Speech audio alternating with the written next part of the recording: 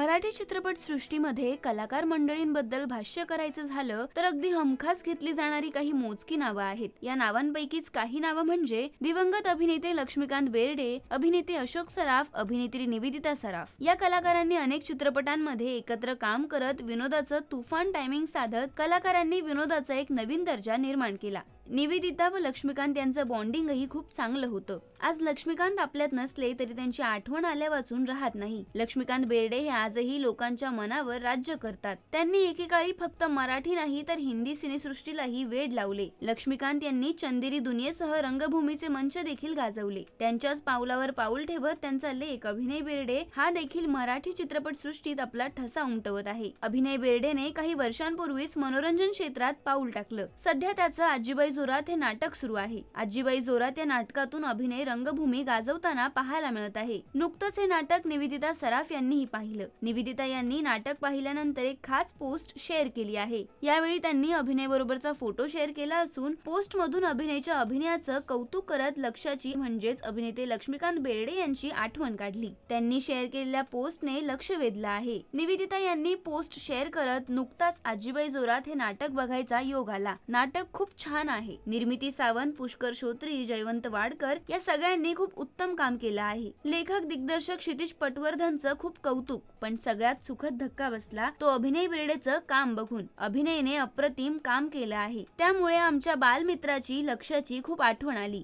त्याला खूप अभिमान वाटला असता नक्कीच, असं म्हणत त्यांनी अभिनयचं कौतुक केलं आहे।